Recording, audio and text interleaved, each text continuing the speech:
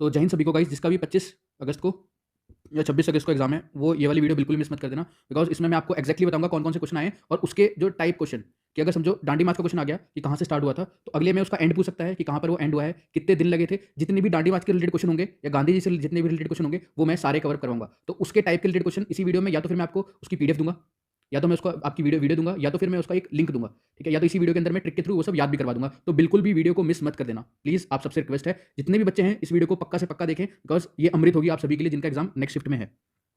तो देखो, सबसे पहले तो आपको ये चीज़ पता होनी चाहिए कि जो डांडी मार्च था कहाँ से स्टार्ट हुआ था, कौन सी डेट को स्टार्ट हुआ था। सीधा क्वेश्चन क्या आएगा, 12 मार्च को 1930 में स्टार्ट हुआ था, गांधी जी ने स्टार्ट करा था। ठीक है, इसको सॉल्ट सत्याग्रह भी बोलते हैं। डांडी मार्च को क्या बोलते हैं, सॉल्ट सत्याग्रह, फिर सॉल्ट टैक्सेशन के अगेंस्ट इन्होंने करा था। कहाँ से स्टार्ट हुआ था ये आपका अहमदाबाद से स्टार्ट हुआ था और डांडी तक गया था, इसलिए इसको डांडी मार्च कहते थे, क्योंकि डांडी की तरफ मार्च कर रहे थे वो लोग। ठीक है, डांडी मार्च, इसलिए इसको डांडी मार्च कहते हैं।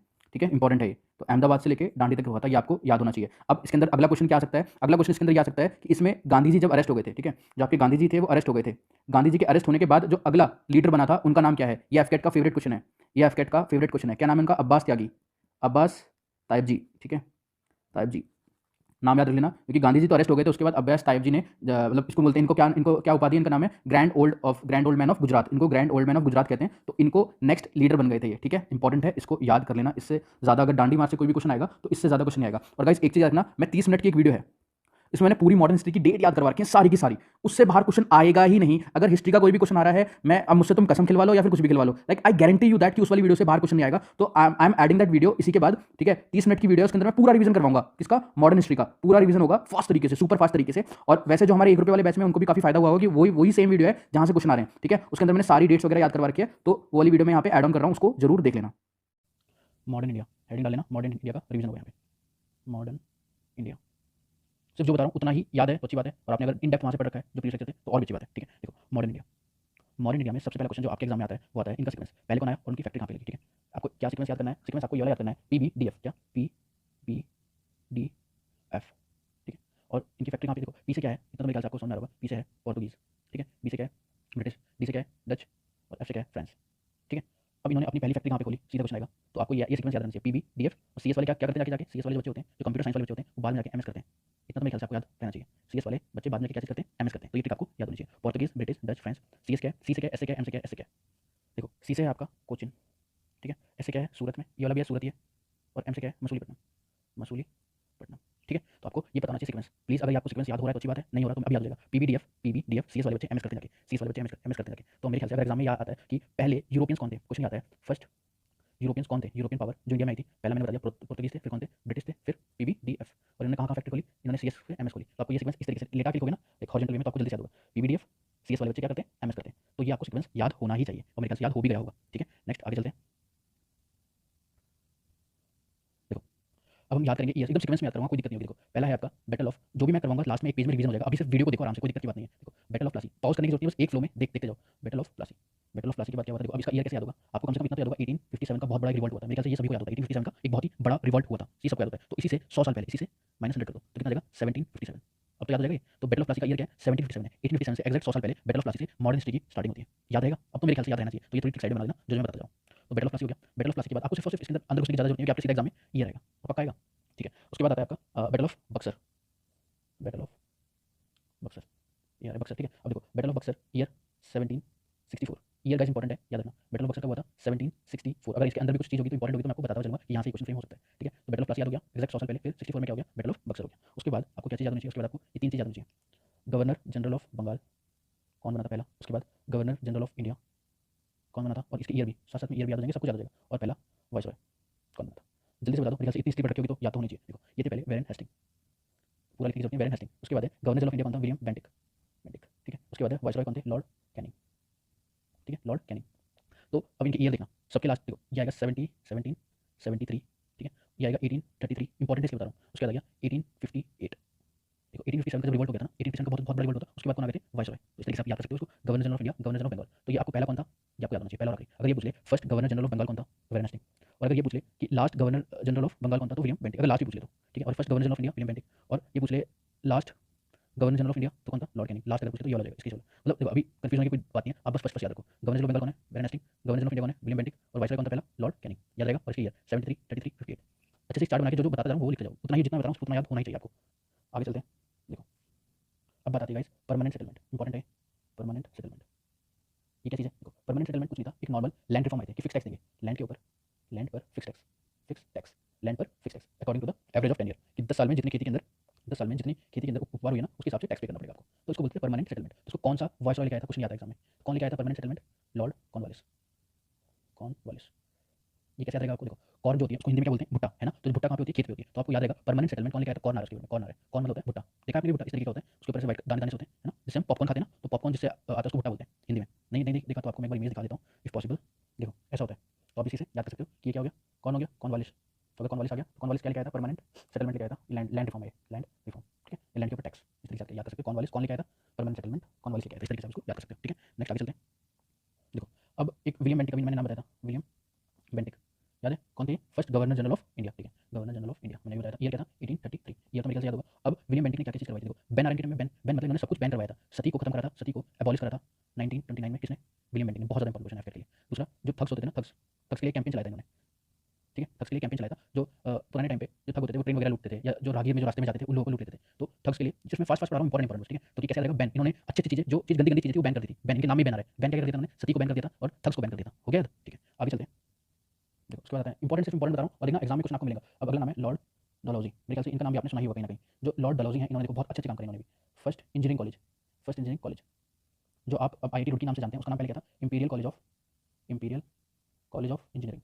कहाँ पर है? रुड़की, ठीक है? IIT Roorkee imperial college of, इन्होंने PW department, PWD public work, department of public work, ये सभी इन्होंने कैनल बनवाए थे। लेकिन जो फर्स्ट इंपॉर्टेंट जो चीज़ है वो दो चीज़ें, एक तो रेलवे की लाइन, रेलगाड़ी चुक चुक चुक चुक, ये ट्रेन बना रहा हूँ मैं, ट्रेन, ठीक है? तो इनके हिसाब से ट्रेन जो पहले गई थी वो इंपॉर्टेंट है। कहाँ से कहाँ तक चली थी? मुंबई से लेके थाने तक। कहाँ से चली थी? मुंबई से लेके थाने तक। ईयर इंपॉर्टेंट है 1853, याद रहेगा 1853। दूसरी चीज़ इन्होंने टेलीग्राम, टेलीग्राम या टेलीग्राफ, टेलीग्राफ बोलेंगे, टेलीग्राम नहीं बोलेंगे, टेलीग्राम तो आजकल बच्चे यूज करते हैं। टेलीग्राफ, टेलीग्राफ ये क्या था? आगरा से लेके कहाँ तक चली थी?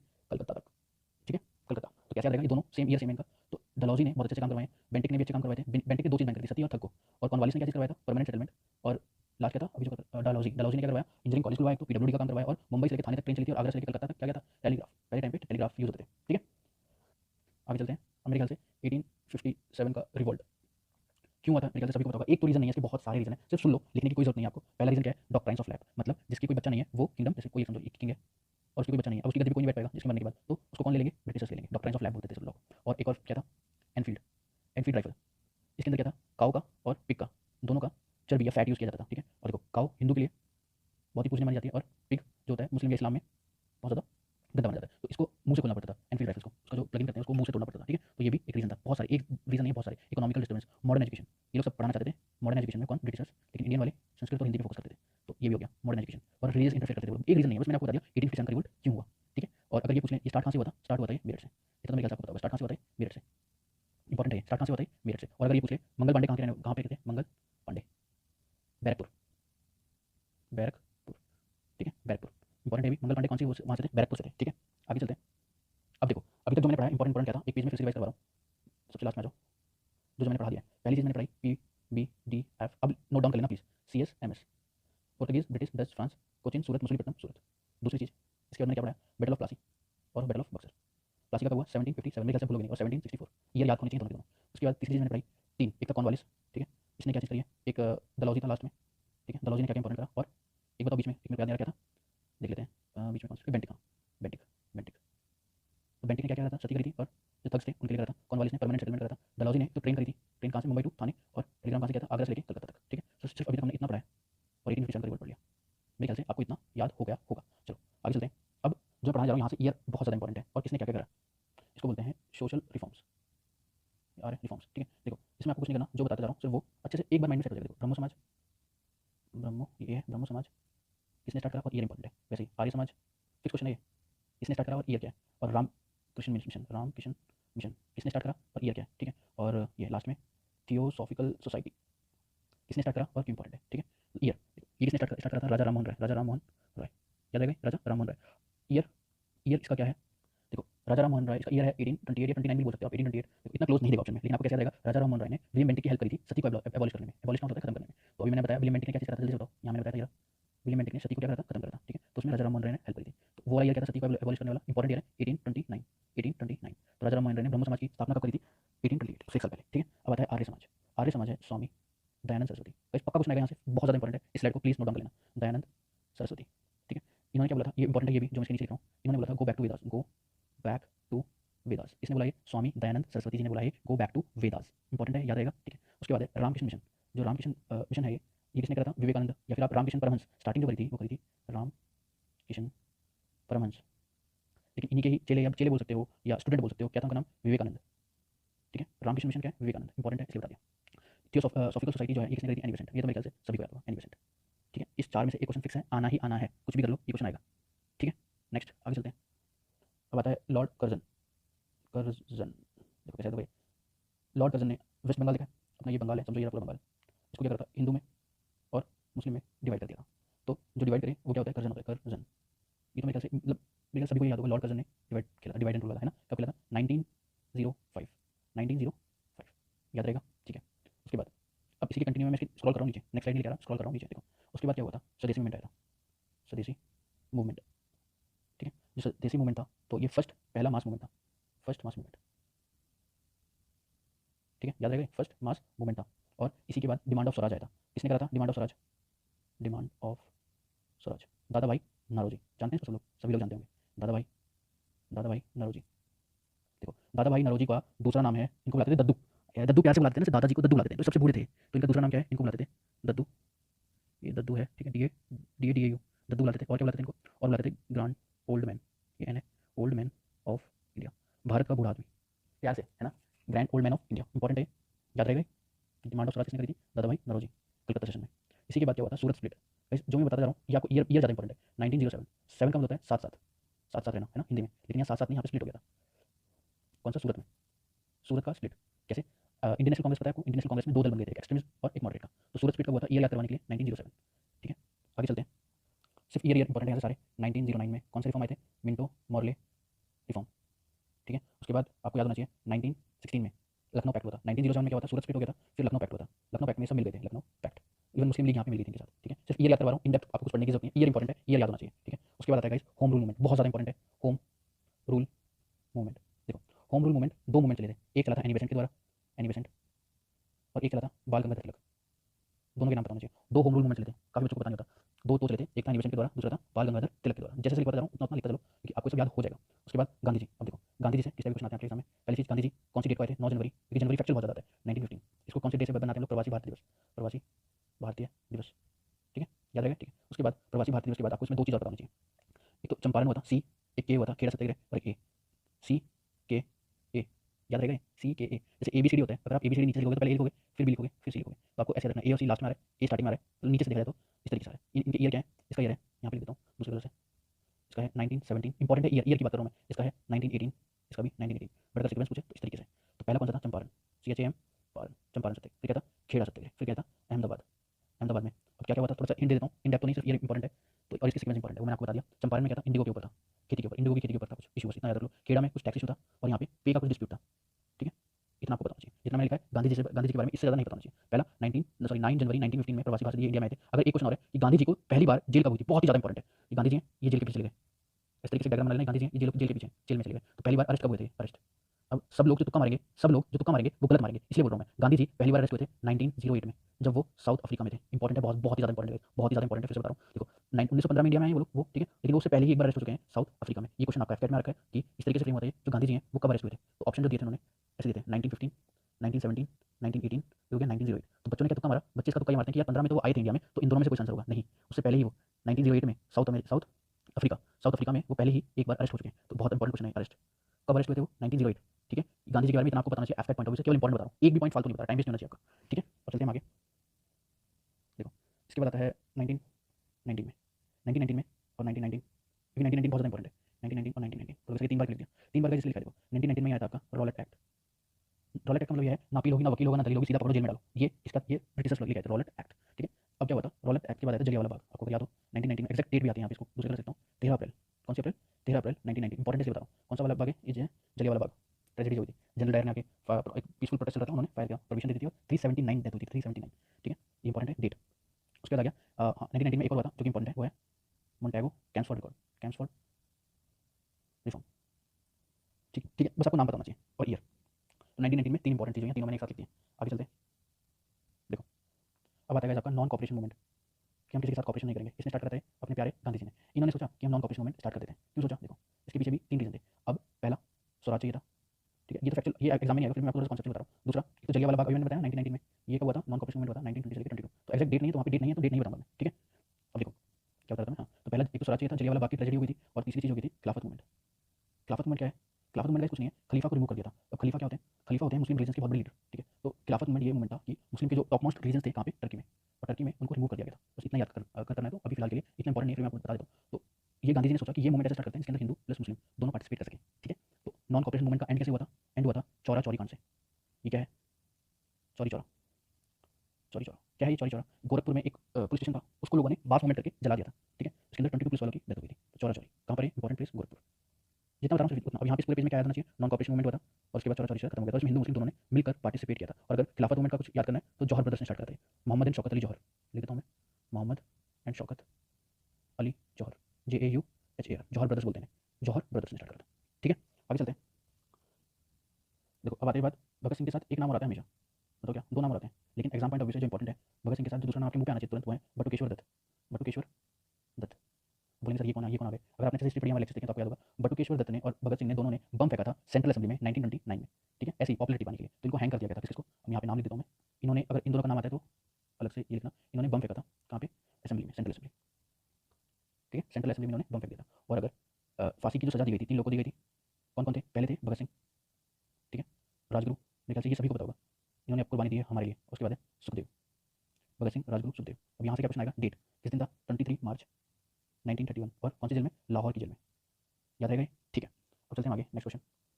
देखो अब सिर्फ ये इंपॉर्टेंट है, साइमन, साइमन गो बैक के नारे लगे थे मेरे ख्याल से, ये सभी ने पढ़ा होगा, साइमन कमीशन, ठीक है? जो साइमन कमीशन था, एक चीज, साइमन की एज कितनी, एक लड़का है साइमन है, उसकी एज कितनी है? 27, याद रहेगा? साइमन 27, तो ये कब आया था? 1927 में साइमन कमीशन आया था, याद रहेगा? ठीक है, सिर्फ यही याद होना चाहिए। उसके बाद है लाहौर सेशन, लाहौर सेशन, ये कब हुआ था? सेम इसी के बाद लाहौर सेशन हुआ था, ये भी 1927 में हुआ था, ठीक है? अब इसके बाद आता है civil disobedient movement, civil disobedience movement, या इसको क्या बोल देते हैं, और इसी को बोल देते हैं दांडी मार्च, या इसी को बोल देते हैं सॉल्ट सत्याग्रह, बहुत सारे नाम हैं, ठीक है? सॉल्ट सत्याग्रह, दांडी मार्च, सिविल डिसोबिएंट मूवमेंट कब स्टार्ट हुआ था? ये डेट इंपॉर्टेंट है, 12 मार्च 1930 में। ये पहला ऐसा मास मूवमेंट था जो कि लीडर लेस था, मतलब इसके अंदर किसी भी लीडर ने पार्टिसिपेट नहीं किया था। अब जो मैं फिगर बनाने जा रहा हूँ यहाँ से पक्का से पक्का आपके एग्जाम में क्वेश्चन आएगा। देखो पहला हो गया सिविल डिसोबिएंट मूवमेंट, या इसको बोल देते हैं दांडी मार्च, दांडी मार्च, ठीक है? इसके बाद क्या हुआ था? सारे लोग जेल में बंद कर दिए गए थे, किसके? ब्रिटिशर्स के द्वारा। अब क्या हुआ? इसके बाद हुआ फर्स्ट राउंड टेबल, मैं गोला बना रहा हूँ, लिख रहा हूँ यहाँ पे फर्स्ट राउंड टेबल। क्या है ये फर्स्ट राउंड टेबल? कुछ नहीं है, लंदन में एक डिस्कशन होता है, वैसे मानो एक राउंड टेबल होगी, उसके ऊपर लोग बैठेंगे और एक नॉर्मल सा डिस्कशन होगा, ठीक है? तो फर्स्ट राउंड टेबल में क्वेश्चन ये आएगा आपके एग्जाम में, ईयर पहले कब हुआ है? 1930।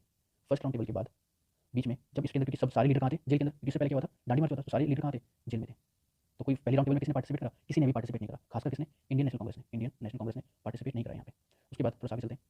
अब फर्स्ट राउंड टेबल तो होगी, अब जब किसी ने पार्टिसिपेट नहीं करा तो अब क्या हुआ? गांधी इरविन पैक्ट आया, लिख देता हूँ मैं यहाँ पे दूसरे तरह से, देखो गांधी इरविन पैक्ट। अब गाइस ये क्या चीज़ है? गांधी इरविन पैक्ट नॉर्मल सा कैसा पैक्ट हुआ कि गांधी जी ने बोला कि हम लोग सेकंड राउंड टेबल में पार्टिसिपेट करेंगे, आप सारे जितने भी यहाँ पे ये जो जेल में बंद हुए थे इन सबको छोड़ दो। तो छोड़ दिया गया, फिर दोबारा से गोला बना रहा हूँ, ये हुई थी आपकी सेकंड राउंड टेबल। गोला मतलब second round table, second round table. ये कब हुई? ईयर इंपॉर्टेंट है, और इसका भी ईयर इंपॉर्टेंट था, सीधा एग्जाम ईयर पूछेगा कि गांधी इरविन पैक्ट कब हुआ? 1931। तो 30 के बाद 31, और जो सेकंड टेबल है ये कब हुई? 1931, ठीक है? ओके, इसके बाद फिर से आगे चलेंगे। अब इसके अंदर कौन कौन पार्टिसिपेट कर रहा है? इसके अंदर इंडियन नेशनल कांग्रेस ने पार्टिसिपेट किया according to the Gandhi Irwin pact, ठीक है? देखो आगे चलते हैं। अब क्या हुआ? इसके बाद मैकडॉनल्ड्स अवार्ड आ गया, ये कॉमन अवार्ड बोलते हैं इसको। बोलेंगे सर ये क्या चीज़ आ गई? नॉर्मल सा कुछ भी नहीं है, देखो मैकडॉनल्ड अवार्ड एक नॉर्मल सा ऐसा अवार्ड है कि वहाँ के लोगों ने, वहाँ का मैकडॉनल्ड एक वो था, पीएम था लंदन का, उसने ये बोला कि भाई इंडिया में फूड डालनी पड़ेगी, फूड डालने के लिए उसने सेपरेट इलेक्टोरेट दे दिया। अब ये क्या चीज़ होती है? छोड़ो, बस ये मान लो हिंदू मुस्लिम और क्रिश्चियन एंग्लो इंडियन वुमेन दलित सबको बांटने के लिए लॉ बना दिया उसने कि ये सबको मैं बांट सकूँ, ऐसा कुछ लॉ बना दिया, मैकडॉनल्ड अवार्ड। तो आपको सिर्फ ईयर इंपॉर्टेंट है, ईयर कब है इसका? कब आया था? 1932 में। अब क्या हुआ? इसके लिए जब मैकडॉनल्ड अवार्ड आ गया, इसके रिस्पॉन्स में गांधी जी ने क्या चीज़ करा? इसके रिस्पॉन्स में गांधी जी बहुत गुस्सा हो गए कि ये तो बांटने और राज करने की पॉलिसी फिर से चालू हो गई इनकी। तो इसके अपोज में गांधी जी ने पूना पैक्ट किया, पूना पैक्ट। अब ये क्या गाइस? पूना पैक्ट किसके बीच में हुआ? पहला क्वेश्चन ये, पूना पैक्ट हुआ था गांधी जी के बीच में, देखा भी जरा, तो गांधी जी के बीच में हुआ था और अंबेडकर, ठीक है? ये गांधी जी हैं और अंबेडकर, तो गांधी जी और अंबेडकर के बीच में पूना पैक्ट हुआ था। बस इतना ही आपको याद होना चाहिए। ईयर क्या है? 1932। इसके बाद यहाँ पे आ जाओ, इसके बाद फिर से एक राउंड टेबल होती है, उसको बोलते हैं थर्ड राउंड टेबल। ये कब हुई? 1932 में, थर्ड राउंड टेबल। बस इसके अंदर इंडियन नेशनल कांग्रेस ने पार्टिसिपेट नहीं करा था, क्यों? इस वाले मैकडॉनल्ड अवार्ड से गुस्सा हो गया, इंडियन नेशनल कांग्रेस ने पार्टिसिपेट नहीं करा था। अब इतनी मैंने यहाँ पे बकवास कर दी, यहाँ से क्वेश्चन की स्ट्रक्चर होगा, एक मैंने नंबर लाइन बनाई है इस तरीके से ताकि आपको याद रहे। देखो पहला क्या हुआ था? दांडी मार्च, सब लोग जेल में चले गए। First round table Indian national Congress ने पार्टिसिपेट नहीं किया, गांधी इरविन पैक्ट हो गया कि तुम सारे जो बंदे जेल में हमको छोड़ दो और हम राउंड टेबल में पार्टिसिपेट कर लेंगे। सेकंड ने पार्टिसिपेट कर लिया, फिर मैकडॉनल्ड अवार्ड आ गया, फिर पूना पैक्ट आ गया, इसके गांधी जी की और अंबेडकर के बीच में। इसमें गांधी जी ने बोला कि हम दलित को सेपरेट इलेक्टोरेट नहीं देंगे, और सेपरेट इलेक्टोरेट कुछ नहीं होता है, देखो नहीं, बता देता हूँ, कोई दिक्कत की बात नहीं। होता है, जैसे ये एक बंदा है, ये मुस्लिम है, ये एक बंदा है, ये हिंदू है, ये एक बंदा है, ये दलित है, ठीक है। तो सेपरेट इलेक्टोरेट काउंट होता है, सारे मुस्लिम जो वोट देंगे केवल मुस्लिम को देंगे, सारे हिंदू जो वोट देंगे केवल हिंदू को देंगे, सारे दलित जो वोट देंगे केवल दलित को देंगे, मतलब कोई भी हिंदू मुस्लिम को वोट नहीं दे सकता, ठीक है। इसको बोलते हैं separate electorate, separate separate election हो जाएगी सबकी, हिंदू के अलग, मुस्लिम के अलग, दलित के अलग, वैसे इसी ये जो अवार्ड आया था मैकडॉनल्ड अवार्ड, ये यही बोलता था कि सबको सेपरेट इलेक्टोरेट दे दिए जाएंगे, है ना, तो सब लोग खुश हो जाएंगे। लेकिन गांधी जी को पता चल गया था कि ये हमको बांटने की कोशिश कर रहा है, तो अंबेडकर से इन्होंने बात करी थी गांधी जी ने कि भाई हम दलित को एक दलित नहीं बोलेंगे, हरिजन बोलेंगे। पहली चीज इन्होंने उसी वक्त नाम दिया था दलित को हरिजन अपलिफ्टमेंट, अपलिफ्टमेंट हुआ था, ठीक है, उस टाइम पे हरिजन लोगों को। तो इस तरीके से जो SC ST ये सब क्रिएशन हुआ था, ये आप मानो कि ये पूर्ण पैक्ट की ही देन है, ठीक है। देखो सबको उस टाइम जरूरत भी थी, ठीक है, आज भी जरूरत है, कहीं कहीं नहीं है, डिफेंस में तो कुछ नहीं होता ऐसा। अब आता है 1932, इंडियन नेशनल कांग्रेस ने फिर से पार्टिसिपेट नहीं करा। अब यहाँ से क्वेश्चन क्या आता है, इंडियन नेशनल कांग्रेस ने कौन सी राउंड टेबल में पार्टिसिपेट करा था, तो आपको पता चल रहा है केवल सेकंड में करा था। और एक क्वेश्चन यहाँ से एक और आता है कि ऐसा कौन सा बंदा है जिसने तीनों राउंड टेबल में पार्टिसिपेट करा है, वो है अंबेडकर जी, अंबेडकर जी।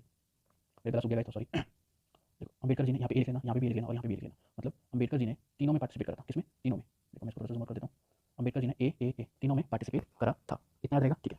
अब लास्ट है, देखो लास्ट में बता देता हूँ सिर्फ, जहाँ पे आपको ये याद करना है। एक तो डिमांड ऑफ पाकिस्तान किसने करी थी, नाम पता होना चाहिए, तो पाकिस्तान वर्ड है पूरा, पाकिस्तान जो वर्ड है किसने करा था डिमांड, इकबाल ने, IQBL इकबाल ने। अब आता है अगस्त ऑफर, इसके बाद अगस्त ऑफर का ईयर याद होना चाहिए 1940, सीधा क्वेश्चन आता है, सिर्फ ईयर याद करवा रहा हूँ वीडियो के अंदर में, ज़्यादा कुछ नहीं, और जो पेपर लगा इंपॉर्टेंट है जो आपको याद होना चाहिए, उसके आता है क्रिप्स मिशन, ये हो गया 1942। फिर लास्ट में है क्विट इंडिया मूवमेंट, ये भी 1942, ठीक है। ये ईयर याद हो गया जो इंपॉर्टेंट है, बस इतना ही है, इतनी ही आपकी हिस्ट्री है जो इंपॉर्टेंट है और जो आपको याद होनी भी चाहिए, ठीक है। एक लास्ट क्वेश्चन है, अगर आपसे ये क्वेश्चन आता है कि जो माउंट बेटन है, माउंट बेटन, और एक आपने नाम सुना होगा राजा गोपालचारी, राजा गोपालचारी। अब मेरे को एक चीज़ क्वेश्चन पूछना है आपसे कि माउंट बेटन, अगर ये क्वेश्चन आता है कि लास्ट वाइसरॉय कौन था, तो आंसर क्या आ जाएगा, माउंट बेटन थे। और अगर आ जाए first governor general of independent, ये वर्ड बहुत इंपॉर्टेंट है, इंडिपेंडेंट इंडिया, इंडिपेंडेंट इंडिया के पहले गवर्नर जनरल कौन थे, तो ये आ जाएगा। और अगर ये आ जाए सेकंड, सेम ये लाइन पूरी उठा के यहाँ पे छाप दो, second governor general of independent India, तो राजा गोपालचारी। इंपॉर्टेंट है इसलिए बता रहा हूँ, आएगा ये क्वेश्चन भी आ रहा है एक बार, ठीक है। तो मैंने सारी इंपॉर्टेंट चीज़ बता दी, इन डेप्थ तो नहीं पढ़ाया लेकिन इंपॉर्टेंट पढ़ाया, सब कुछ इंपॉर्टेंट रिवीजन टाइप करवाया, ठीक है। तो एक बार इस वीडियो को देखना और शॉर्ट नोट्स बना लेना, शॉर्ट मतलब एक पेज के ऊपर, ये सब एक पेज के ऊपर आ जाता है। फिर से स्टार्टिंग से देखो, एक बार में पूरा रिवाइज करवा रहा हूँ, आप बंद करके सिर्फ देखना और अपनी कॉपी के अंदर लिखते चले जाना। पहले क्या पढ़ाया मैंने, PBDF CS वाले MS करते हैं। उसके बाद मैंने क्या पढ़ाया था, बैटल ऑफ प्लासी कब हुआ और बक्सर कब हुआ, 1757 और 1764। उसके बाद ये केवल 97 33 833 और 853, इस तरीके से टेबल बनाई थी। उसके बाद गवर्नर जनरल ऑफ बंगाल, यहाँ पे गवर्नर जनरल ऑफ इंडिया, उसके बाद वाइसरॉय, पहला कौन था, विलियम हेस्टिंग्स, विलियम बेंटिक और लॉर्ड कैनिंग, याद है टेबल। उसके बाद क्या बताया मैंने, कॉर्नवालिस ने क्या चीज़ करवाई और बेंटिक ने क्या चीज़ करवाई और डलहौजी ने क्या चीज़ करवाई, इंपॉर्टेंट। उसके बाद मैंने सारे समाज बताए थे आपको, ठीक है। इसी तरीके से आपको एक पेज के अंदर पूरा इस तरीके से एक A4 साइज पेपर में अगर आप करना चाहें तो आ सकता है, इतनी बड़ी वीडियो नहीं है और कवर हो जाएगा, ठीक है। Thank you.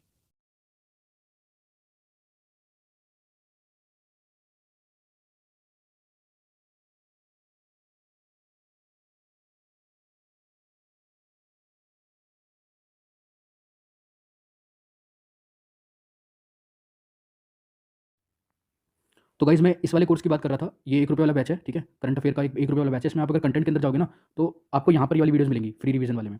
इसमें जितने भी क्वेश्चन आए हुए हैं, जैसे क्लॉक का क्वेश्चन आया हुआ है, चाहे वो म्यूजिक का क्वेश्चन आया हुआ है, चाहे वो मॉडर्न हिस्ट्री का कोई भी क्वेश्चन आया हुआ है, वो इसी से आया हुआ है, ठीक है। इन वीडियो से आया हुआ है। जो भी आपने वीडियो देखी है 30 मिनट की, वो ये वाली थी। अगर मुगल्स की कोई इंपॉर्टेंट बुक्स है तो ये यहाँ से आएगा। ये फिजिक्स के रिवीजन वाला है और ये एनालॉजी के जितने भी क्वेश्चन आ रहे हैं इस वाली PDF से आ रहे हैं। तो आप ये सब जाके एक्सेस कर सकते हो कोर्स के अंदर, ठीक है। ₹1 का कोर्स है, ओनली ₹1। देखो अब चलते हैं नेक्स्ट। देखो मैं करंट अफेयर क्वेश्चन बता रहा हूँ कहाँ से आ रहे हैं एग्जैक्ट, मैं आपको सोर्स बताऊंगा। जैसे 50 चीफ जस्टिस ऑफ इंडिया पूछा है, और देखो करंट अफेयर के सारे क्वेश्चन एक साथ बताऊंगा। फीफा पूछा है, जो गोल्डन बूट होता है उसको किसको मिला हुआ है, और जो भी स्पोर्ट्स के क्वेश्चन ज़्यादा आ रहे हैं करंट अफेयर में, स्पोर्ट्स के क्वेश्चन ज़्यादा आ रहे हैं, ठीक है। जैसे ऑस्ट्रेलिया ओपन पूछ लिया कि 2023 का, ठीक है। ये भी शिफ्ट 1 का, ये शिफ्ट 2 की भी मैं भी एनालाइज करवाऊंगा इसी वीडियो के अंदर, टेंशन मतलब ज़्यादा, ठीक है। तो ये देखो 3 क्वेश्चन आपके स्पोर्ट्स के हो गए, जो कि स्पोर्ट्स के करंट अफेयर आ रहे हैं। तो आपको कहाँ से करना है, ये कहाँ से आपको स्पोर्ट्स का करंट अफेयर कहाँ पे मिलेगी, ये वाली PDF मैं आपको दिखा रहा हूँ, एक सेकंड रुकना। ये इसी वाले के अंदर जो ₹1 वाला कोर्सेज में करंट अफेयर वाला जो बैच है ना, इसके अंदर ये रहा। इसके अंदर जब आप क्लिक करोगे तो यहाँ पर देखो दिसंबर, जनवरी और फरवरी, इन वाली PDF को खोलना है, ठीक है। और बूस्टर नाम का एक फोल्डर होगा, बूस्टर दिसंबर। जैसे ही आप इस वाली PDF को ओपन करोगे, एक सेकंड देना मेरे को, तो इस तरीके से ये PDF ओपन हो जाएगी, ठीक है। तो इसमें नीचे आना है, एक सेकंड बस, ये रहा, और थोड़ा सा नीचे फटाफट। तो यहाँ पर आपको इंपॉर्टेंट पर्सनैलिटीज जो भी है, अवार्ड ऑनर, सबसे पहले स्पोर्ट्स का करना है। सबसे पहले आके जाके स्पोर्ट्स के सेक्शन में पहुंचो, क्योंकि स्पोर्ट्स के जितने भी क्वेश्चन आएंगे तो वो इसी PDFs में से आ रहे हैं, ठीक है। 3 महीने की PDF है, इनको बस कर लो कि ज़्यादा पुराना करंट अफेयर वो नहीं पूछ रहा है, ठीक है। एकदम नया करंट अफेयर पूछ रहा है। तो इसमें स्पोर्ट्स के जो भी क्वेश्चन अभी हुए होंगे स्पोर्ट्स में, तो वो यहाँ पर आपको सारे क्वेश्चन मिल जाएंगे, क्योंकि इन्हीं PDF से क्वेश्चन आ रहा है। मैं आपको एक्जैक्ट आपको दिखाऊँ, एक सेकंड रुकना, दिखा देता हूँ मैं आपको एक्जैक्टली कहाँ पर है क्वेश्चन। गाइस एक बार खुद ही चेकआउट कर लेना कि इसमें टाइम लगेगा, ठीक है। तो जो भी इंपॉर्टेंट चीज़ है मैंने आपको बता दी, इसमें कुछ नहीं करना है। इन PDFs के अंदर सिर्फ और सिर्फ आपको स्पोर्ट्स वाला सेक्शन कवर करना है, ठीक है। इंपॉर्टेंट डेज, क्योंकि उसकी थीम्स भी आ रही हैं, ठीक है। इंपॉर्टेंट डेज यहाँ से कवर कर लो, स्पोर्ट्स एक बार बस देख लो, गो थ्रू कर लो, और इसमें बस इतना इंपॉर्टेंट यही है, ठीक है। अवार्ड्स देखो, एक तो अवार्ड्स एंड ये वाला कर लेना, स्पोर्ट्स कर लेना, इंपॉर्टेंट है। ये 3 पॉइंट कर लो, 1 2 3, ये तीनों मैं आपको PDF के साथ अच्छे से मर्ज करके नीचे टेलीग्राम का लिंक है, उसमें मैं अच्छे से आपको प्रोवाइड करवा दूंगा, वहाँ से इसको डाउनलोड कर लेना, ठीक है।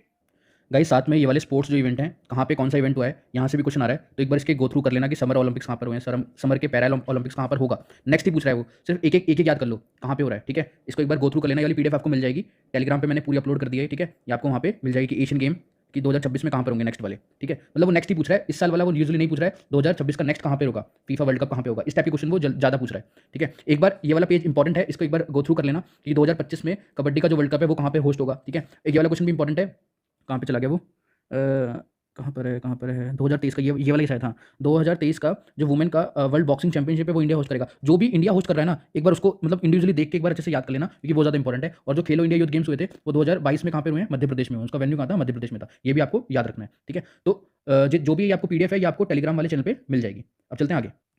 देखो प्रेसिडेंट रूल से क्वेश्चन आया हुआ है, तो इसको मैं अलग से यहाँ पे आपको लिखवा देता हूँ क्योंकि इंपॉर्टेंट है। और अगले शिफ्ट में ये एक्चुअली क्या इमरजेंसी वाले रूल्स हैं, ठीक है। इमरजेंसी के 3 आपके एक्ट वो हैं, आर्टिकल्स हैं, कौन कौन से, एक है आर्टिकल 352, ठीक है। इसमें अगर आप +4 कर दोगे, अब सबके अंदर +4 कर दो, इसके अंदर +4 कर दो, फिर जो यहाँ पर वैल्यू आ जाएगी उसके अंदर से +4 कर दो, तो ये वाली वैल्यू आ जाएगी, ठीक है। तो इसमें +4 करोगे कितना आ गया 356, फिर 356 में +4 करोगे 360। तो तीनों इमरजेंसी के आर्टिकल हैं, वेरी वेरी इंपॉर्टेंट, फिर से बता रहा हूँ, इसको यहाँ पर इस तरीके से नोट डाउन कर लेना। 352 में क्या आता है, सबसे पहले अपना देश आता है, ये इंडिया का मैप बना दिया मैंने, तो नेशनल इमरजेंसी आ जाएगा यहाँ पे। उसी तरीके से 356 में क्या आ जाएगा, स्टेट की इमरजेंसी, अगला क्या आता है स्टेट इमरजेंसी। स्टेट इमरजेंसी को ही प्रेसिडेंट रूल कहते हैं, प्रेसिडेंट का रूल कहते हैं, ठीक है। ये वाला क्वेश्चन आपका अभी इस बार FCAT में फर्स्ट शिफ्ट में आया हुआ है। आर्टिकल 360 अगली शिफ्ट में कहीं ना कहीं आ सकता है, ठीक है। इसको क्या बोलते हैं, फाइनेंशियल इमरजेंसी पैसे की, ठीक है, फाइनेंशियल इमरजेंसी। तो पहला हो गया स्टेट की, सॉरी नेशन की इमरजेंसी, फिर स्टेट की, फिर पैसे की। तो ये आर्टिकल इस तरीके से आपको ये याद होने चाहिए। अब यहाँ से और किस किस टाइप के क्वेश्चन आ सकते हैं प्रेसिडेंट से रिलेटेड, वो भी मैं आपको बता देता हूँ। देखो कुछ आर्टिकल्स यहाँ पे मैं लिखवा रहा हूँ जो कि प्रेसिडेंट से रिलेटेड इंपॉर्टेंट है। काम करते हैं नई वाली स्लाइड पे लिख देते हैं, क्योंकि वाली PDF मेरे को आप लोगों को देनी है, ठीक है। इसको थोड़ा छोटा कर लेते हैं, चलिए। देखो सबसे पहले आप लिख लो आर्टिकल 72 इंपॉर्टेंट है, आर्टिकल 111 इंपॉर्टेंट है, आर्टिकल 112 इंपॉर्टेंट है, आर्टिकल 123 इंपॉर्टेंट है, आर्टिकल 143 इंपॉर्टेंट है। ये सारे प्रेसिडेंट से रिलेटेड आर्टिकल है और बहुत इंपॉर्टेंट है। इसमें क्या है, पार्डनिंग पावर है, पार्डनिंग पावर। अब आपको किस तरीके से याद करना है, देखो अनवांटेड 72 पिल्स आती हैं, अगर किसी लड़की से कोई गलती हो जाती है तो वो खा के उसको सेव अपने आप को मतलब कोई भी इसको नेगेटिव सेंस में ना ले, सिर्फ याद करने के लिए बता रहा हूँ। तो वो पार्डनिंग पावर है, उसके अंदर क्या है, पार्डनिंग पावर। आर्टिकल 111, तो प्रेसिडेंट के पास कितनी वीटो पावर होती है, 3, तो एक और एक कितनी पावर होगी, 3 वीटो पावर है। तो इसके अंदर वीटो पावर की बात की गई है प्रेसिडेंट से रिलेटेड। आर्टिकल 112 में क्या है, यूनियन बजट। जो यूनियन बजट है वो किसके नाम पे पेश होता है, बताओ, प्रेसिडेंट के नाम पे पेश होता है। अब है 123, इसमें ऑर्डिनेंस है, ऑर्डिनेंस पावर, इसमें क्या है, ऑर्डिनेंस पावर है प्रेसिडेंट की। ये सारे इंपॉर्टेंट आर्टिकल्स हैं, अगली की शिफ्ट में आएंगे पक्का से, मतलब बता रहा हूँ मैं आप लोगों को। अब है 143 आर्टिकल 143 में क्या है, मतलब इसको किस तरीके से देखो, 143 से कैसे याद हो जाएगा, ये आई LOV लव, और 3 से क्या हो गया यू, आई लव यू, है ना। तो आई लव यू से किस तरीके से याद हो जाएगा आपको, 143 में क्या है, मतलब प्रेसिडेंट जो है वो सुप्रीम कोर्ट की मतलब कंसल्ट कर सकता है, बट उस पर ये बाध्य नहीं होती है। समझो अगर कोई इसको प्रेसिडेंट को कोई चीज़ समझ नहीं आ रही है तो वो किससे एडवाइस लेगा, सुप्रीम कोर्ट से। कहाँ से लेगा, सुप्रीम कोर्ट से। तो 143 में क्या है, अगर आपको किसी लड़की से प्यार हो गया तो आप भी अपने किसी फ्रेंड से एडवाइस लोगे, वैसे प्रेसिडेंट किससे एडवाइस लेता है, सुप्रीम कोर्ट से। याद हो गया, बहुत अच्छी बात है। तो ये कुछ इंपॉर्टेंट आर्टिकल्स हो गए जो आपको याद होने चाहिए। अब वीटो पावर कौन कौन सी होती है, 3 वीटो, ये वाला भी बता देता हूँ मैं आपको। 3 वीटो पावर है, क्योंकि ये क्वेश्चन अगली शिफ्ट में आएंगे, ठीक है। एक है एब्सोल्यूट, एक है एब्सोल्यूट वीटो, ठीक है। एब्सोल्यूट वीटो मतलब मना कर देना, कोई भी लॉ है वो उस पर साइन नहीं करेगा प्रेसिडेंट, होता है एब्सोल्यूट वीटो। एक होता है आपका suspensive veto, suspensive veto, suspend मतलब उसको लटका देना, हिंदी में लिख लो लटकाना, ठीक है। मतलब उसको वो पास भी नहीं करेगा, उसको लटका के रखेगा, ठीक है। और अगला क्या हो गया आपका, पॉकेट वीटो। पॉकेट के अंदर क्या होता है, जो प्रेसिडेंट अपनी बिल को, जो भी बिल आएगा वो अपनी जेब में डाल लेगा उसको, ठीक है। वो इनफाइनाइट टाइम तक वैलिड होता है, वो उसको सभी बिल पे ये एप्लीकेबल है, ठीक है। और आपको एक चीज़ इसमें और याद करनी है कि जो सस्पेंसिव वीटो है मनी बिल पे नहीं लगेगा, मतलब मनी को लटकाया नहीं जा सकता है, मनी को लटकाया नहीं जा सकता है, ठीक है। तो ये 3 टाइप की वीटो हैं जो कि प्रेसिडेंट, और भी क्वेश्चन इस टाइप के क्वेश्चन आ सकते हैं। अब ये हो गया आपका। अब चलते हैं नेक्स्ट क्वेश्चन के ऊपर। रोल अटैक, मैंने जो वीडियो अभी 30 मिनट की आपने देखी वो कंप्लीट हो गया होगा। बुकर प्राइस वही PDF कौन सी, जो ₹1 वाला कोर्स है, या तो फिर मैं आपको नीचे टेलीग्राम का लिंक दे दूंगा, वहाँ पे भी मैं अपलोड कर दूंगा सेम PDF, फटाफट जाके कर लो, ठीक है। अब आपका है नेक्स्ट आर्टिकल 56, ये भी देखो प्रेसिडेंट से रिलेटेड है, मतलब प्रेसिडेंट से रिलेटेड ज्यादा क्वेश्चन पूछे जा रहे हैं। फिर से मैं आपको सारे प्रेसिडेंट के आर्टिकल याद करवा देता हूँ गाइस, ये वाले क्वेश्चन आएंगे एग्जाम में और आप आके बोलोगे कि सर आपने बताया था और क्वेश्चन आए हैं। देखो 52 से प्रेसिडेंट के जो आर्टिकल हैं कहाँ से कहाँ तक हैं, 52 से लेके 62 तक हैं, सारे याद करवा रहा हूँ, ठीक है। सारे के सारे याद करवा रहा हूँ फटाफट। देखो 52 लिख लो, वीडियो को 2x पे देखना, जल्दी कवर हो जाएगा। 53 हो गया, 54, 55, 56, 57, 58, 59, 60, 61, 62। देखो थोड़ा ध्यान से देखना, एक सीरीज है उसमें याद हो जाएगा। पहले वाले आर्टिकल में प्रेसिडेंट की बात की गई है कि इंडिया का एक प्रेसिडेंट होगा। 53 में उसकी एग्जीक्यूटिव पावर्स की बात की गई है, किसकी, एग्जीक्यूटिव पावर की बात की गई है। 54 के अंदर क्या है, मतलब ये 4 आ रहा है, 4 विचार, तो इलेक्ट्रॉल की बात की गई कि उसका इलेक्ट्रॉल में कौन कौन पार्टिसिपेट करेगा। फिर 5 मतलब 5 और 5 रीति रिवाज, इसमें रीति रिवाज मतलब मैनर की किस तरीके से उसका इलेक्शन होगा। 56 में उसके ऑफिस के टर्म की बात की गई है कि कितने साल तक प्रेसिडेंट हमारा बना रहेगा, उसके ऑफिस की बात की गई है। 7 को हिंदी में कैसे लिखेंगे, 7, अब 7 मतलब 7, 57 में मतलब जब उसका री इलेक्शन की बात की गई है कि अगली बार उसका कौन कौन साथ देगा, ठीक है। इस तरीके से आप उसको याद कर सकते हो। 58 के अंदर क्या है, क्वालिफिकेशन की हमारे प्रेसिडेंट की क्या क्या क्वालिफिकेशन होनी चाहिए। 59 वाले आर्टिकल में क्या है, 9 से 9, नो और 9 इस तरीके से पढ़ते हैं, 9 को 9 बोलते हैं, तो 9 शर्त की कौन कौन सी शर्त हैं, कौन कौन सी कंडीशंस हैं, ठीक है। 60 के अंदर ओ से, देखो ओ से ओथ होता है, और यहाँ पे भी ओ बन रहा है, यहाँ पे भी ओथ, तो इसके अंदर ओथ की बात की गई है, ठीक है। और आई से ये आई बन रहा है, यहाँ पे इंपीचमेंट है, तो 61 में क्या हो गया, इंपीचमेंट हो गया कि प्रेसिडेंट को हम कैसे रिमूव कर सकते हैं। और लास्ट वाला आर्टिकल 62 में उसकी जब स्टार्टिंग में क्या था, देखो 52 में प्रेसिडेंट की बात की गई थी, लास्ट में उसकी जी सीट वैकेंट होगी तो क्या होगा। अगर उसकी सीट वैकेंट हो गई या फिर किसी तरीके से उसकी डेथ हो गई, इंपीचमेंट हो गया, रिजाइन हो गया, तो क्या होगा। तो याद रखना इसको, एक सीरीज यहाँ पे मैं बना के दे रहा हूँ 62 के, इसके अंदर एक और अच्छा टॉपिक है। एक सेकंड देना, इसको थोड़ा पेन को छोटा करते हैं क्योंकि बहुत ज़्यादा मोटा हो रहा है, पता नहीं कहाँ से होगा, छोड़ो। देखो, प्रेसिडेंट है, प्रेसिडेंट के बाद जो एक्टिंग प्रेसिडेंट अगला कौन बनता है, वाइस प्रेसिडेंट। अगर वाइस प्रेसिडेंट भी नहीं है तो कौन बनेगा, चीफ जस्टिस ऑफ इंडिया। अगर चीफ जस्टिस ऑफ इंडिया भी नहीं है तो कौन बनेगा, कोई भी सीनियर जज बनेगा सुप्रीम कोर्ट का, कोई भी सीनियर जज बन जाएगा सुप्रीम कोर्ट का। तो ये सीक्वेंस है जो कि आपको याद होनी चाहिए, प्रेसिडेंट के बाद वाइस प्रेसिडेंट, वाइस प्रेसिडेंट के chief justice of India, chief justice के बाद सुप्रीम कोर्ट का कोई भी जज। तो ये सीक्वेंस है, अगर ये नहीं होगा तो ये बन जाएगा, ये नहीं होगा तो ये। तो ये सीक्वेंस आपको याद होनी चाहिए, ठीक है। हो गया, चलिए। तो प्रेसिडेंट से जो भी क्वेश्चन आएगा इससे बाहर आएगा ही नहीं, जो मैंने आपको बता दिया इससे बाहर नहीं आएगा। देखो, अगला क्वेश्चन है आपका ओपेक का स्टैंड, वो पूछ रहा है कि ओपेक का फुल फॉर्म क्या है। तो क्या है, organisation of petroleum and exporting countries, इसको नोट डाउन कर लेना, organisation of the petroleum and exporting countries, ठीक है। अब इस यहाँ से और किस टाइप के क्वेश्चन बन सकते हैं आपके, यहाँ से और अब यहाँ से पूछ सकता है इसका हेडक्वार्टर क्या है, या फिर किसी और का हेडक्वार्टर पूछेगा। गाइस मैं गारंटी बता रहा हूँ, सबके फुल फॉर्म और सबके हेडक्वार्टर कौन सी वीडियो में करवा रखे हैं, वीडियो का लिंक मैं डिस्क्रिप्शन में दे दूंगा, या तो फिर अगर आप बोलो तो मैं यहीं पर ही एड ऑन कर देता हूँ। दोनों में से कोई एक काम हो सकता है। मैं एक काम करता हूँ, डिस्क्रिप्शन में मतलब उसको कर देता हूँ एड ऑन, बिकॉज काफी लंबी वीडियो हो जाएगी वरना तो हेडक्वार्टर्स और ये वाली वीडियो एक वीडियो है, एक ही वीडियो है, शायद 30 या 20 मिनट की है, उसमें ट्रिक के साथ सब कुछ याद करवा रखा है, ठीक है। वैसे इसका हेडक्वार्टर कहाँ पर है, वियना में है। कहाँ का, ओपेक का जो हेडक्वार्टर है वो वियना में है, जो कि ऑस्ट्रिया में है, ऑस्ट्रिया, ठीक है। तो ये सब मैंने ट्रिक के थ्रू याद करवा रखा है, तो वहां से जाके देख लेना। नोबेल प्राइज ये वाला करवा रखा है क्वेश्चन, पार्लियामेंट के रिलेटेड क्वेश्चन ऑलरेडी करवा रखे हैं। कैथोड रे ये सेम जो 1 रुपये वाला कोर्स है, वहीं पर आपको कैथोड रे ये सब कुछ बताया। वेवलेंथ ये भी फिजिक्स का क्वेश्चन है, ये सब मैंने रिवीजन वाली वीडियोस के अंदर बता रखा है, ठीक है। ये भी पॉलिटिकल क्वेश्चन है, ये भी पॉलिटिकल क्वेश्चन है, ये हो गया। नेशनल पार्क अभी कल या परसों ही एक वीडियो आई है, उसके अंदर मैंने सारे वेटलैंड करवाए हैं, ठीक है। उसी वेटलैंड के अंदर कुनाव नेशनल पार्क भी था करवाया, ठीक है। डॉक्टर अंसारी ये मेरे ख्याल से प्रेसिडेंट से रिलेटेड या फिर वाइस प्रेसिडेंट से कुछ क्वेश्चन है, एक्जैक्टली नहीं पता चला क्या चीज़ है। अब देखो वर्बल का देख लेते हैं, इसके अंदर देखो सिनोनिम आ रहा है, ठीक है। ये सब एक बार देख लेना आपको क्या क्या क्वेश्चन आ रहे हैं, रीअरेंजमेंट, एरर डिटेक्शन वगैरह के। नॉर्मल आ रहा है पेपर, ज़्यादा टफ है नहीं। मिसिंग नंबर, डिकोडिंग, क्लॉक का क्वेश्चन आ रहा है, blood relation, Venn diagram, odd one out, जो नंबर सीरीज, लॉगिज्म और सिटिंग अरेंजमेंट। सर्कुलर वाला बोल रहा है कि उसके लेफ्ट में, बस सर्कुलर के अंदर एक चीज याद रखना, अगर आप अंदर की तरफ मुंह करके बैठे हो तो लेफ्ट कहाँ पर हो रहा है और राइट कहाँ पे हो रहा है, बस लेफ्ट और राइट का यहाँ पे खेला है। जिसको ये चीज समझ में आ गई है तो वो कोई भी क्वेश्चन कर लेगा। और अगर वो बाहर की तरफ मुंह करके बैठे हैं तो उसका लेफ्ट और राइट कौन सा होगा, तो अपने आप को उस जगह पे बैठा के देखो और फिर क्वेश्चन को सॉल्व करोगे तो बड़े आराम से हो जाएगा, ठीक है। ट्रेन का algebra, time and work, time speed, distance, pipe system और average, SICI, probability, percentage, profit and loss, ये क्वेश्चन आ रहे हैं। Ratio, proportion, mixture and alligation, ठीक है। अब मैं आपको पेपर शिफ्ट 2 का भी बता देता हूँ, शिफ्ट 2 में क्या क्या क्वेश्चन आए। तो गाइस ये आपका शिफ्ट 2 का है, ये भी इजी टू मॉडरेट ही पेपर आया हुआ है, ठीक है। ये आपके डिफेंस के क्वेश्चन हो गए। ये आपका क्या बोलते हैं, देखो ये निर्मलजीत सिंह जो है ये फ्लाइंग ऑफिसर थे और इनको परमवीर चक्र, ठीक है, तो इनको ये वाली चीज मिली है, ये अवार्ड मिला हुआ है। देखो ये सारे क्वेश्चन डिफेंस वाले फोल्डर से आए हुए हैं, जो भी मैंने डिफेंस के अंदर पढ़ाया हुआ है ना, डिफेंस वाला जो भी एफकेट के अंदर है, तो उनको डिफेंस वाले फोल्डर में ये सारे क्वेश्चन मिल जाएंगे, ठीक है। और आगे चलते हैं, देखो ये वाला भी डिफेंस का ही है क्वेश्चन। वेटलैंड का मैंने एक वीडियो डाली है यूट्यूब के ऊपर, वहाँ से क्वेश्चन आ गया। योगेंद्र सिंह, ये फिर से डिफेंस के क्वेश्चन आ गया। अटॉर्नी जनरल, ये भी डिफेंस का क्वेश्चन हो गया। ये यूनेस्को का या तो वर्ल्ड हेरिटेज साइट पूछ रहा होगा या तो फिर इसका हेडक्वार्टर पूछा होगा, इस तरीके का कोई क्वेश्चन आया होगा यहाँ से, एक्जैक्टली नहीं पता चला है, ठीक है। जो भी जहाँ तक मेरे को क्वेश्चन पता चले मैंने आपको सारी चीज़ बताई है। तो अब ये पूछा दीप्ति सिंह जो है वो कौन से स्पोर्ट्स से, सॉरी दीप्ति शर्मा नाम है, हाँ। तो दीप्ति शर्मा ने, देखो इन्होंने एक वर्ल्ड रिकॉर्ड बनाया था कि इन्होंने 100 विकेट्स लिए थे T20 मैच में, फॉर्मेट में। तो ये भी करंट अफेयर का क्वेश्चन हो गया, ये भी पीडीएफ से क्वेश्चन आया हुआ है। अब वर्ल्ड साइंस डे की थीम क्या है, देखो हमेशा याद रखना थीम का ही क्वेश्चन आ रहा है, तो वही है जो पीडीएफ आपको दिए हैं वहीं से ही क्वेश्चन होगा ये सारे के सारे, ठीक है। ये फिर से क्वेश्चन आ गया, ये एक वीडियो है, मैं आपको इसकी भी ये वीडियो का लिंक मैं डिस्क्रिप्शन में दे दूंगा, या फिर टेलीग्राम पे मैं एकदम तमीज से आपको सारा मेटेरियल प्रोवाइड करूंगा, जिनका एग्जाम 25 और 26 को है, ठीक है। वो जाके एक भी क्वेश्चन छोड़े ना। एलॉय का क्वेश्चन हर बार आता है, मैंने ऑलरेडी वीडियोस के अंदर करवा रखा है, ऑलरेडी वीडियोस के अंदर करवा रखा है, ट्रिक के थ्रू याद करवा रखा है कि कौन सा एलॉय किस तरीके से बनता है, ये सब मैंने सारे याद करवा रखे हैं, कोई दिक्कत की बात नहीं है, ठीक है। और आगे चलते हैं, रैंक का क्वेश्चन भी आ रहा है आपका, ठीक है। देखो ये डिफेंस के ज्यादा क्वेश्चन है, ये भी डिफेंस का क्वेश्चन हो गया कि हाई एल्टीट्यूड वेलफेयर स्कूल कहां पर है। एक काम करो, मैं आपको एक डिफेंस की पूरी एक वीडियो दे रहा हूं, ठीक है। मैं इसी के अंदर वो वाली वीडियो अटैच कर रहा हूं, जस्ट गो थ्रू इट, और उसके अंदर परमवीर चक्र ये सब कुछ आपका हो जाएगा, ठीक है। ये वाली वीडियो देखो। Hey guys, welcome to defence spectrum. तो आज हम पढ़ेंगे इंडियन गैलेंट्री अवार्ड्स। देखो गाइस, गैलेंट्री अवार्ड कुछ नहीं होता, नॉर्मल 2 अवार्ड हैं गैलेंट्री में, एक है वार टाइम पे जो मिलता है, एक मिलता है पीस टाइम पे। इन दोनों को डिफरेंशिएट कैसे किया हम लोगों ने, वार टाइम में कुछ नहीं है, जैसे कि आप हो, आपके सामने कोई भी एक दूसरा एनिमी खड़ा हुआ है, ठीक है, कौन एनिमी खड़ा हुआ है, तो ये बोलेंगे वार टाइम, क्योंकि आपने वो वार टाइम पे मिला आपको। पीस टाइम होता है जब आपके सामने कोई एनिमी नहीं होता तो उसको पीस टाइम बोलते हैं, इतना बेसिक सा डिफरेंस है, ठीक है। देखो पहला है परमवीर चक्र, वार टाइम के बता रहा हूँ पहले। परमवीर, देखो परम आ गया पहले, फिर महावीर आ गया, फिर नॉर्मल वीर आ गया, वीर चक्र, ठीक है। तो पहला आ गया परम, फिर महा, फिर वीर, परम महावीर। तो इस तरीके से आपको ये तीनों याद होने चाहिए, परमवीर, महावीर, फिर नॉर्मल वीर चक्र।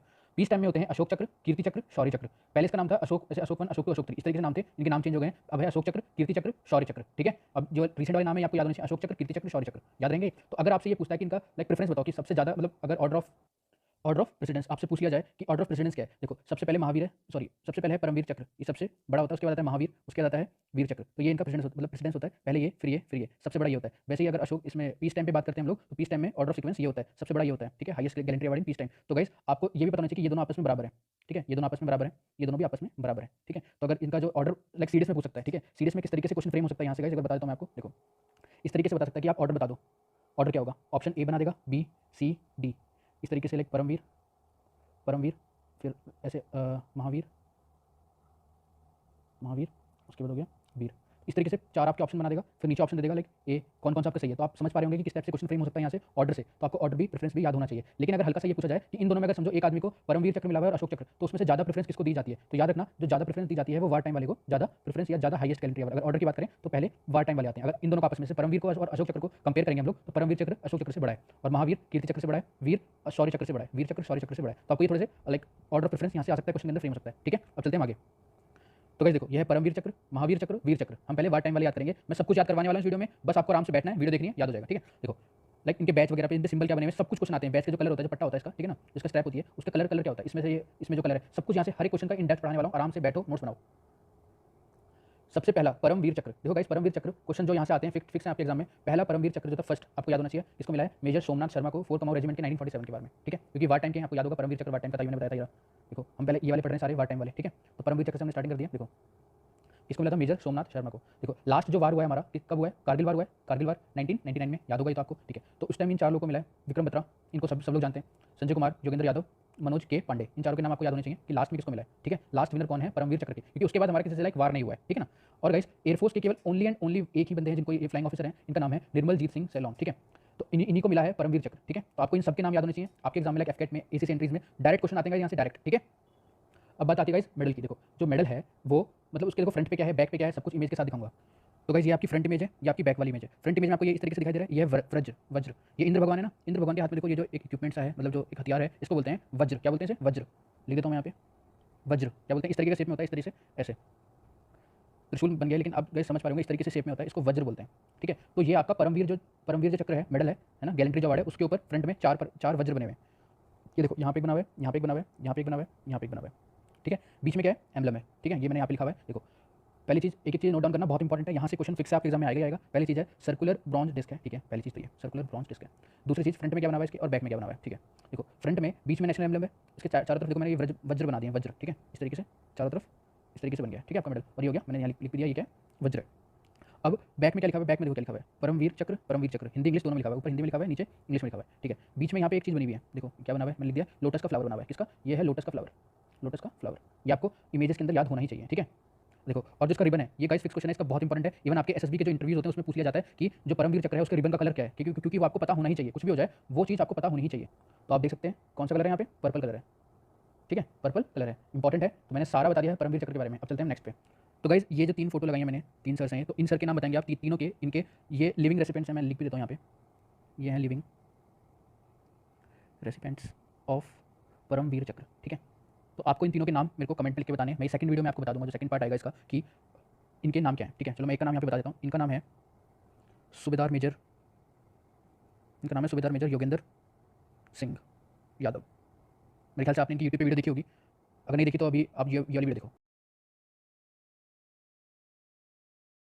तो गाइस आप इनके और इनका नाम मेरे को कमेंट सेक्शन में लिख के बताएंगे। अब चलते हैं आगे।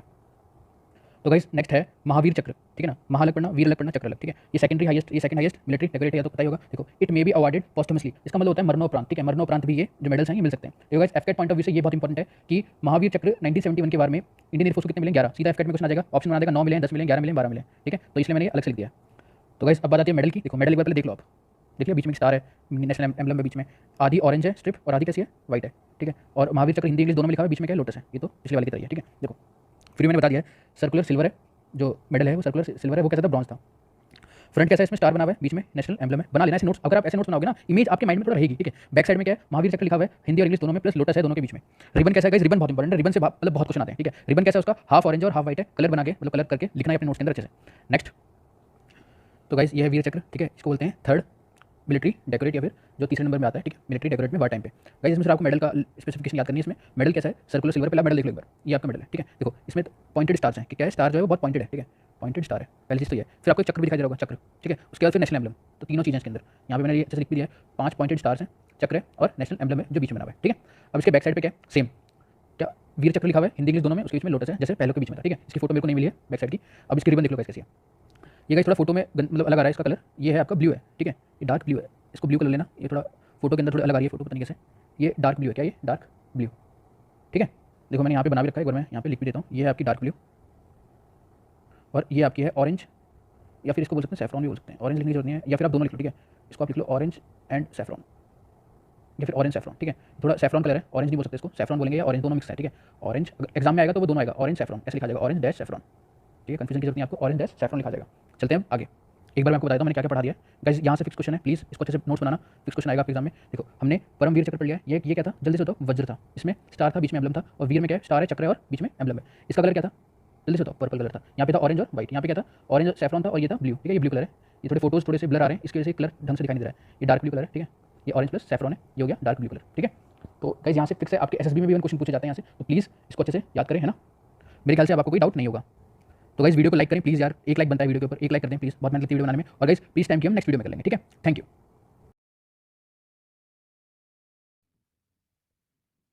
केमिस्ट्री गाइस, केमिस्ट्री में देखो क्या क्या इंपॉर्टेंट है, सिर्फ वही चीज़ बताऊंगा जो मेरे को लगता है कि हाँ या तो हमने इंपॉर्टेंट है, मतलब बहुत ही ज़्यादा इंपॉर्टेंट है, ठीक है। देखो टंगस्टन, मेरे ख्याल से आपने पढ़ा होगा, इसका सबसे ज़्यादा हाईएस्ट मेल्टिंग पॉइंट होता है, highest melting point, melting point, ठीक है। इसलिए ये कहाँ पे यूज़ होता है, बल्ब के अंदर। ये चलिए बताऊँ, टंगस्टन, ठीक है। बल्ब होता है ना आपका, बल्ब उसके अंदर जो होता है वो क्या होता है, टंगस्टन का बना होता है, क्योंकि सबसे ज़्यादा उसका हाईएस्ट मेल्टिंग पॉइंट होता है। पॉइंट आपको अपनी कॉपी लेनी है, एक पेज लेना है, जो पॉइंट बोलता हूँ सिर्फ एक पॉइंट बना के लिख देते हो, टंगस्टन हाईएस्ट मेल्टिंग पॉइंट, उसका आगे छोटा सा बल्ब बना लिया, जो बोलता जाऊँगा छोटा एक लाइन में ऐसे, जैसे मेरे को तो इसके ऊपर पढ़ाने में थोड़ी सी लाइक जगह हो जाती है, लेकिन आप एक एक पॉइंट एक लाइन में लिखते हैं, ठीक है ना, इंपॉर्टेंट है ये सब कुछ। नेक्स्ट देखो, सब लोगों का बल्ब का तो पता होता है, लेकिन आपने ट्यूबलाइट देखी है, एक व्हाइट कलर की जो ट्यूबलाइट होती है आपके घर में लगी हुई होंगी, ट्यूबलाइट, ठीक है। ट्यूबलाइट के अंदर क्या चीज़ होती है, उसके अंदर तो कोई टंगस्टन नहीं होता, तो उसके अंदर क्या चीज़ होती है जल्दी से बताओ, उसके अंदर होता है मरकरी। क्या होता है उसके अंदर, मरकरी, एच जी के वेपर्स होते हैं। क्या, एच जी के वेपर्स होते हैं। तो बस आपको इतना बताना चाहिए, ट्यूबलाइट के अंदर मरकरी के वेपर्स होते हैं, एच जी के वेपर्स होते हैं, ठीक है। नेक्स्ट देखो, एक एक होती है आपकी फोटोग्राफिक फिल्म, लिखता हूँ मैं यहाँ पे फोटोग्राफिक फिल्म। एक क्वेश्चन आएगा आपका वोट का, वोट दिए आपने कभी, उसमें आपके हाथ के ऊपर ना इंक लगाते हैं लोग, ये आपका हाथ हो गया, डायग्राम बहुत गंदा बन गया, इस तरीके से हाथ हो गया आपका, ठीक है। यहाँ पे इस तरीके से इंक लगाते हैं, ये वोट की जो इंक होती है, ठीक है। तीसरा क्वेश्चन होता है आर्टिफिशियल रेन, आर्टिफिशियल रेन, सीधा पूछेगा क्या क्या केमिकल है, इनके केमिकल नेम पूछता है, ठीक है ना। ये जो भी मैं अभी जो केमिस्ट्री पढ़ा रहा हूँ, ये केमिस्ट्री होती है आपकी डेली यूज वाली, है ना। तो फोटोग्राफिकल आपने पुराने टाइम में देखा होगा, एक ना छोटे छोटे काले काले फोटोज आते हैं, है ना। तो वो क्या, वो किससे बनते हैं, AGBR। अभी सिर्फ आप याद रखो, मैं सब कुछ याद करवाऊंगा आपको। वोट के अंदर क्या होता है, AgNO3, ठीक है। और रेन में क्या होता है, AgI, ठीक है। याद रहेगा, नहीं याद रहेगा तो मैं याद करवाऊंगा, मेरी जिम्मेदारी है वो याद करवाना। देखो क्योंकि फर्स्ट एकदम रिवीजन, लास्ट में टिप्स एंड ट्रिक्स हैं ये, ठीक है, क्योंकि यहाँ से क्वेश्चन आएंगे। फोटोग्राफिक फिल्म आपने कभी देखा हो, तो जब भी आप फोटो खींचते हो ना, जब फोटो खींचते हो तो उसके अंदर ये AGBR का, AG का मतलब होता है सिल्वर, दूसरे कलर ले लेते हैं, सिल्वर, बी से होता है ब्रोमाइड, ठीक है। ये ब्रोमाइड, ठीक है, सिल्वर ब्रोमाइड। और AgNO3 का क्या होता है, AgNO3 होता है, AG मतलब सिल्वर। कभी कभी फॉर्मूला पूछता है कि सिल्वर ब्रोमाइड का फॉर्मूला क्या होगा, सिल्वर नाइट्रेट का फॉर्मूला क्या होगा, सिल्वर हाइड्रेट का फॉर्मूला क्या होगा। ये हो गया आपका AgI, क्या हो गया, सिल्वर आईडी, ठीक है। और AG इसका क्या हो गया, AgNO3 का हो गया सिल्वर नाइट्रेट।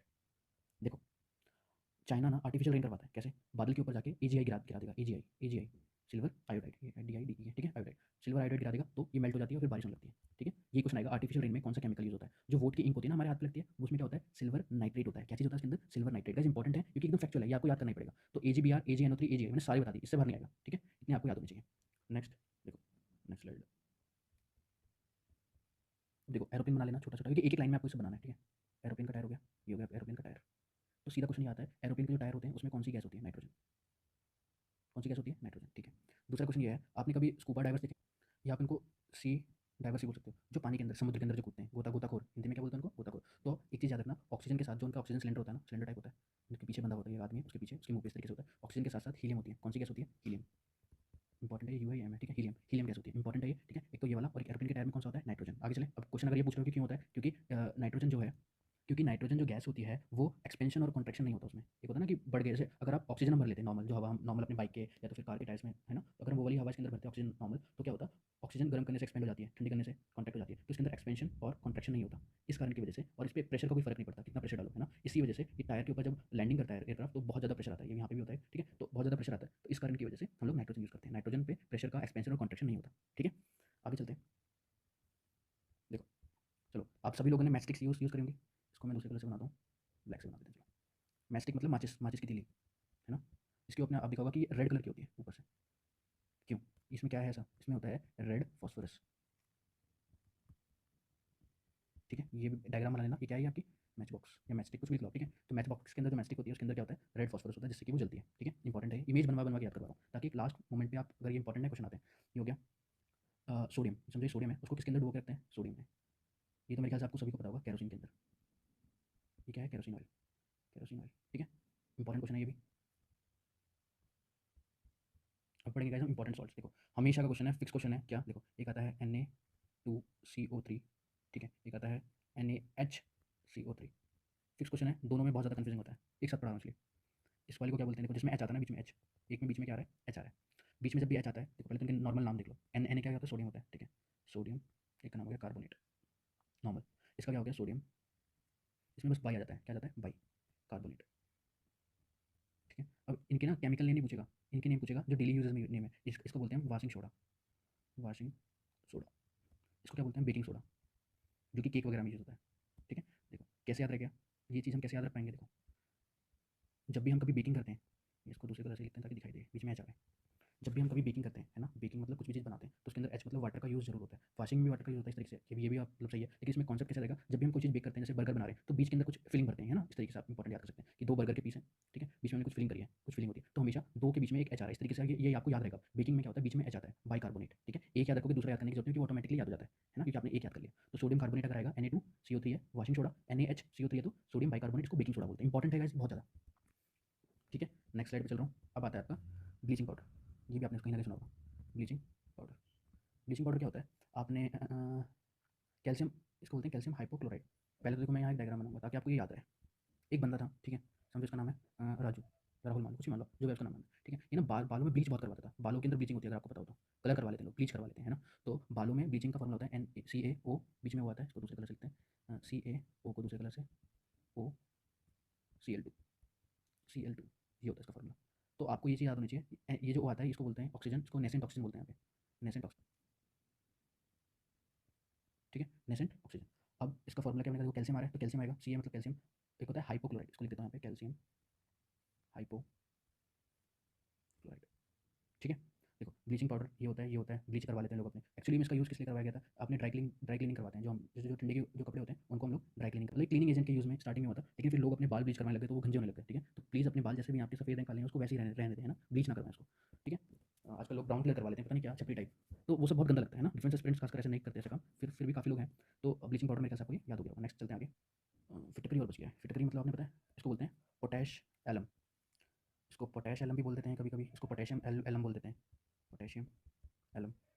हिंदी में क्या बोलते हैं, फिटकरी। कभी कभी इसको एलम भी बोल देते हैं, मतलब काफ़ी सारे नाम है, potash alum, potassium alum, alum, है ना। और हिंदी में क्या बोलते हैं, फिटकरी, लिख देता हूँ यहाँ पे, फिटकरी, फिटकरी बोल देते हैं। तो आपको इसका क्या पूछ सकता है, फॉर्मूला पूछ सकता है कि इसका फॉर्मूले में ना ये नहीं पूछेगा फॉर्मूला कितना होता है, इसमें पानी कितना आता है, इसमें आता है 24 पानी, 24H2O, ठीक है। फॉर्मूला मैं यहाँ पे लिख देता हूँ इसका, K2SO4Al2SO4 whole thrice dot 24H2O। बोलेंगे सर इतना बड़ा फॉर्मूला तो एफकेट में कभी आ ही नहीं सकता, ये किसी भी नॉर्मल एग्जाम में नहीं आ सकता, आ सकता है 24। पहले तो ये पानी पूछेगा, इसमें कितना पानी होता है। देखो पोटैश के आ गया, एलम मतलब एल्यूमिनियम आ गया, इतना तो दिखाई दे रहा होगा। तो आपको सिर्फ ये वाला क्वेश्चन यहाँ से पूछ सकता है कि इसमें कितने वाट होता है, ठीक है, 24 होता है, ठीक है। इंपॉर्टेंट इसलिए बता दिया मैंने आपको ये भी। NaCl तो मेरे ख्याल से आपको पता होगा, नमक होता है, normal sodium chloride, table salt इसको बोल देते हैं हम लोग, इसलिए मैंने ये नहीं बताया कि फूड प्रिजर्वेटिव होता है ये, है ना, आइस को भी मेल्ट कर देता है। अगर कोई भी आपके पास आइस क्यूब है, कभी उसके ऊपर नमक डाल के देखना, जल्दी मेल्ट होता है, ठीक है ना। देखो नेक्स्ट, जो मैं लिखवा रहा हूँ इंपॉर्टेंट है सब कुछ, ठीक है। एक होता है आपका ऑस्मियम, लिथियम, सीधे, क्योंकि ये फैक्चुअल क्वेश्चन है, ये आपको रटने ही पड़ेंगे, ठीक है। प्लेटिनम और मरकरी, ठीक है। बस इतना ही काफ़ी है। और टाइटेनियम भी लिख लेना, टाइटेनियम। अगर ये क्वेश्चन आता है आपके एग्जाम में, ऐसा मेटल जिसकी सबसे ज़्यादा डेंसिटी होती है, हाईएस्ट डेंसिटी वाला मेटल कौन सा है, हाईएस्ट डेंसिटी मेटल ऑस्मियम है। अगर लिथियम पूछे तो ये लोएस्ट है, लोएस्ट डेंसिटी मेटल, ठीक है, मेटल।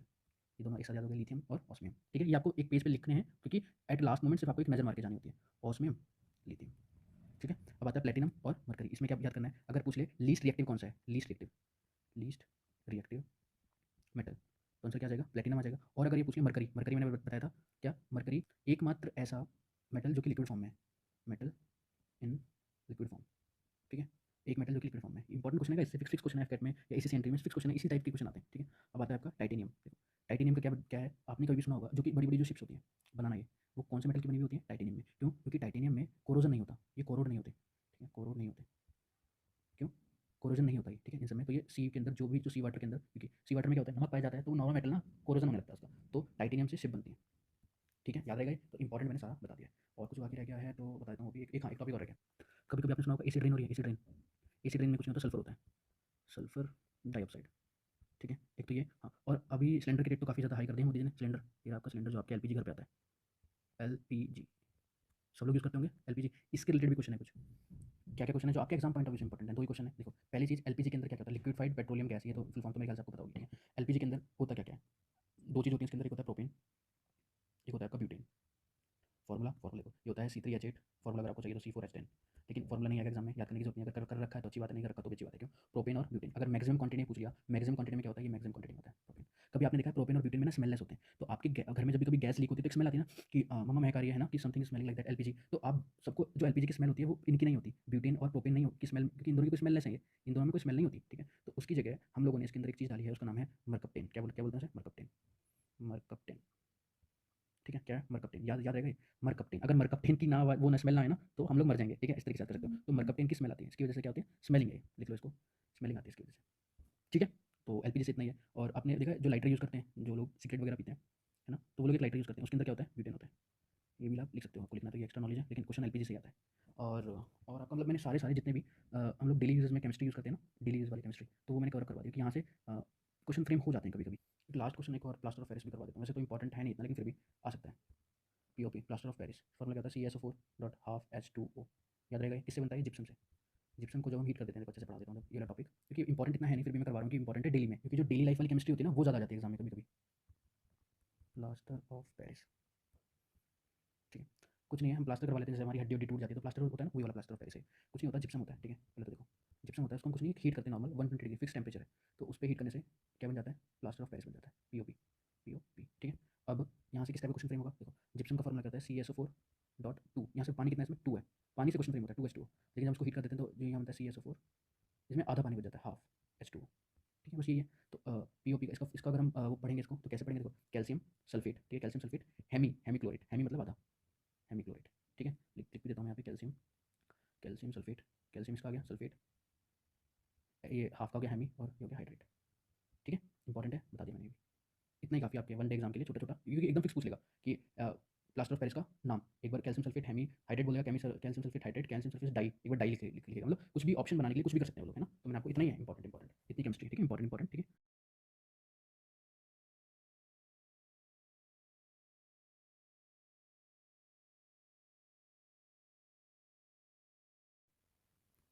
तो आप लोगों ने वीडियो देख ली होगी, ठीक है। तो इसके अंदर आपके काफ़ी सारे डिफेंस के क्वेश्चन सारे यहाँ से हो जाने चाहिए। फिर से वही 50 चीफ जस्टिस, ये भी अपॉइंटमेंट का क्वेश्चन आ गया, ठीक है। तो फिर जल महोत्सव कब बनाया जाता है, ये सारे क्वेश्चन जो भी हैं सारे पीडीएफ से आए हुए हैं या फिर वीडियो से आए हुए हैं। और जितने भी एफकेट वाले बच्चे हैं उनका तो काफी अच्छा पेपर गया हुआ है। अब आपको क्या चीज करनी है वो चीज मैं आपको बता रहा हूं। सबसे पहले नीचे टेलीग्राम का लिंक दिया हुआ है, वहां पे जाके उसको ज्वाइन कर लो और उस पर आपको सब कुछ सीरीज में मिल जाएगा तमीज से, कौन सी पीडीएफ है, कहां से क्या क्या मिलेगा, सारी चीज मैं अपलोड कर रहा हूं इस वाली वीडियो से। आपको पहले वहां पे जाके सब कुछ मिल जाएगा अपलोडेड, बस उसको जाके देख दो एक बार, ठीक है। चलो ठीक है, बाय, ऑल द बेस्ट सभी को।